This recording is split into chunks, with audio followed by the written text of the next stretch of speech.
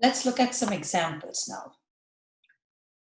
First of all, let's see how to calculate limits of functions that are composites. What do I mean by composites? Well, you have two functions, f and g, and you create a new one through composition, okay? And then we will write, or rather make a comment about how composition works. How would you evaluate the limit of something like this? Well, first of all, what's the issue here? The issue is if you plug in something, especially x is equal to 1, if you plug in 1, what would you get? You would get a 0 over 0 form, which is not defined. That's why we have to find other ways of evaluating this limit. So not only are we relying on square root x, we are relying on 1 minus square root x divided by 1 minus x, and then taking the sine inverse or arc sine of that, correct? Okay, well, so we will make some assumptions that this limit follows the rules of limits, as in limits respect function composition. And the only way to get rid of that 1 minus root x or 1 minus x in the denominator is to rationalize the numerator. We just did something like this earlier. So you rationalize this, which means you're multiplying by 1 plus square root x, and everything else will remain as it is. But you have to multiply the denominator by 1 plus square root x as well. And we have to hope that this bypasses the 0 over 0 situation. Let's see. So then this is equal to the limit as x approaches 1 of arc sine of. If you multiply these two, it's going to be a squared minus b squared. So you get quite simply 1 minus x divided by 1 minus x times 1 plus square root x. And here's where we see a bit of good news. Both numerator and the denominator have 1 minus x in common. That gets factored out.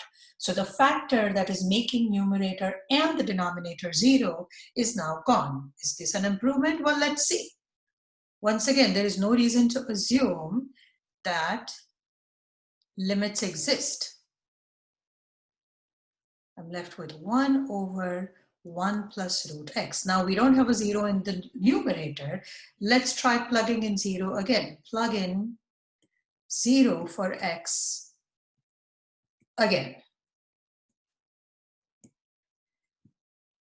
This is then equal to limit as x approaches 1 of arc sine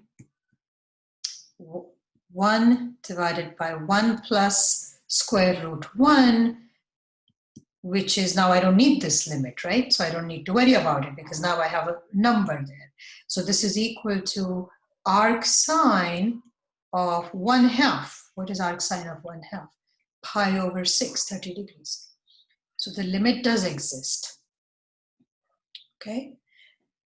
Now this is an important idea that laws of limit respect composition, and it can be extended to continuity as well.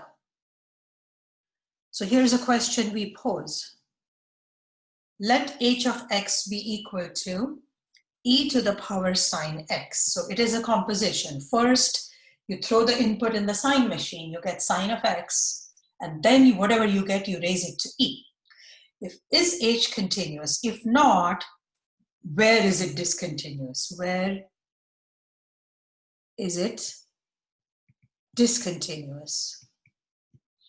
Okay, let's see. What's the solution here? Well, e to the power sine x is a composition of f of x is equal to e to the power x. Let's graph these functions. E to the power x looks like this. This is e to the power x. And sine x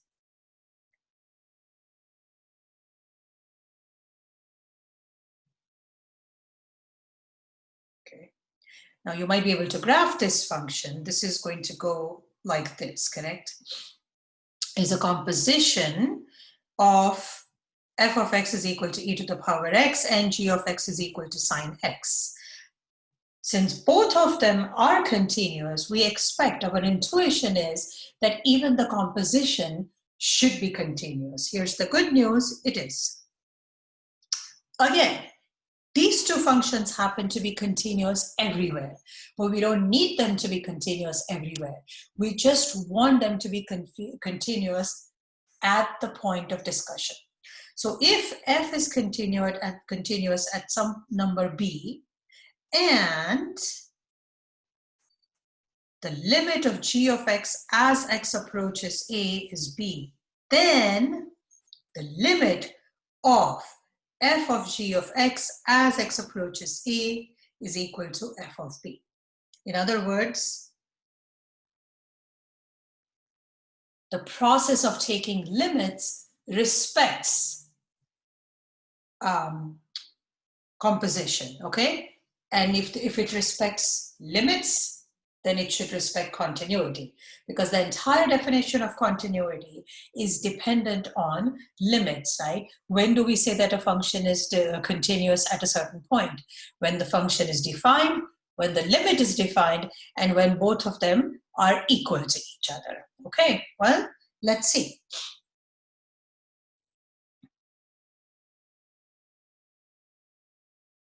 Let's look at some examples of continuity, or rather applications. And the most important application is the intermediate value theorem. Okay, what does it say? It suggests what it says. We are talking about values in between, intermediate to something. So here's the statement. Suppose that you have a function f that is continuous on the closed interval a, b. Okay, so we don't care what is happening elsewhere. We are just interested in this part.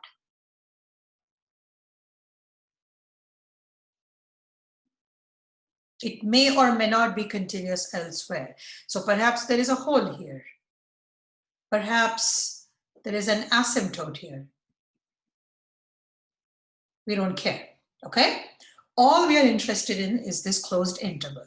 So if the function is continuous on this closed interval, and we can find a number m between the two images. So this is f of b, correct? This point here is b comma f of b. I will now erase the stuff that we don't need. Okay. This is b f of b, and this point here is a comma f of a. So f of a is here, f of b is here. So of course they're not on top of each other. In particular, they're different from each other. Notice, so f of a is less than f of b, where f of a is not equal to f of b. Then there is a number c between these two such that every number m between these two has a pre-image. This is something that we took for granted, that if two y values are the images, one is greater than the other, then everything in between should also have a corresponding input, right? So visually, it's obvious. We don't need the function to have any specific properties except continuity. Why is continuity important? So let me remind you, there are two conditions. There may be more than one such number. So depending on where m is, you can see there are two such numbers. We don't care. As long as I can find one in between, I'm good. And secondly, this may not happen if the function is not continuous. And let's see how that's the case. So I'm going to graph. I'm going to make up there.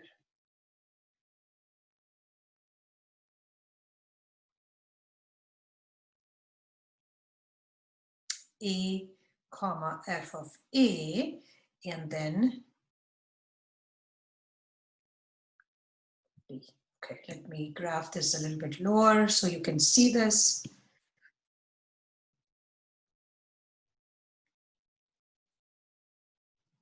Okay, now, and let this here be b comma f of b.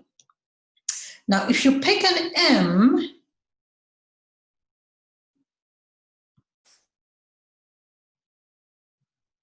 between the two,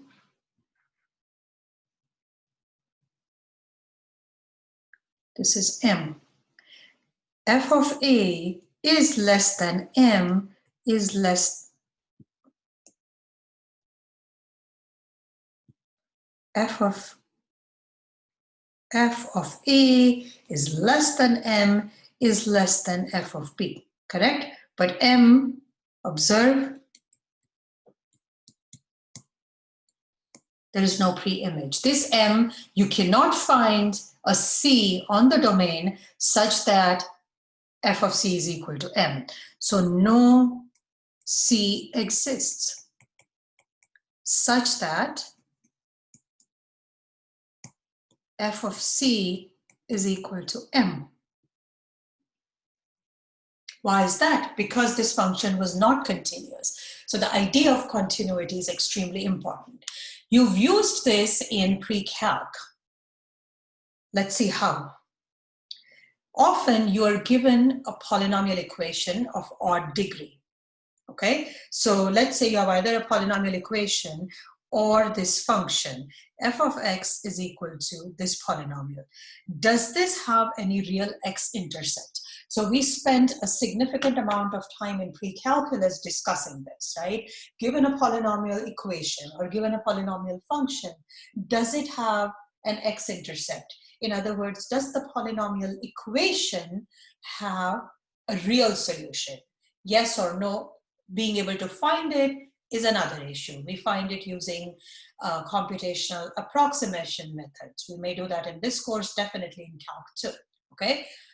How do I even know? So then if you remember from pre-calc, we said, well, if it's an odd degree polynomial, then it has to have at least one real intercept. In fact, we have 1 or 3 or 5. There is this detailed analysis, right? Why is that? Because the complex solution appear in pairs, a complex number and its conjugate. So if you remove the pairs, you're left with an odd number of solutions. So it has either one real intercept or 3 real intercepts. In this case, there are only 3, so it has either 1 or 3. But it does have an x-intercept. In other words, the equation has a real solution. How do I know that? Well, in pre-calc, we sort of assumed it or did some hand-waving argument, but we can now make it precise. For the sake of convenience, I'm going to start at x is equal to 0 because I can see immediately that f of 0 is equal to -3. Now, since the leading coefficient is positive, if I go sufficiently away from 0, let's say 3 or 4 or something like that, let's see what happens to f of 3. F of 3 is 61. So now see what has happened. F continuous on 0, 3, check. That has happened. Next, f of 0 is -2, which is strictly less than f of 3 is equal to 6. Check. That has happened. Now, what am I trying to do? Let m be equal to 0. You have -2 is less than 0 is less than 6. Check. What is the conclusion of the intermediate value theorem? It's used often enough that it has its own abbreviation.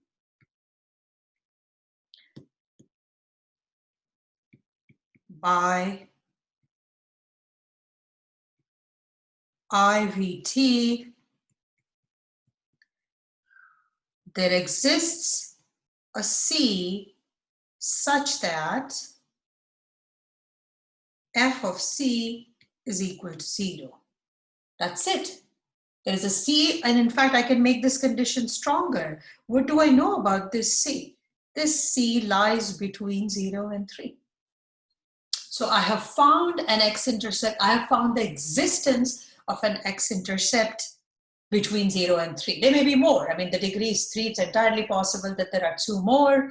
For that, we should be able to find 2 such intervals. So we can narrow this down. You don't have to plug in numbers randomly. You already know that f of 3 is 6, f of 0 is -2, narrow it down. Perhaps you might be able to narrow it further down for it to lie between 1 and 2. Okay, so we will look at many such examples, but we have set the stage for applying the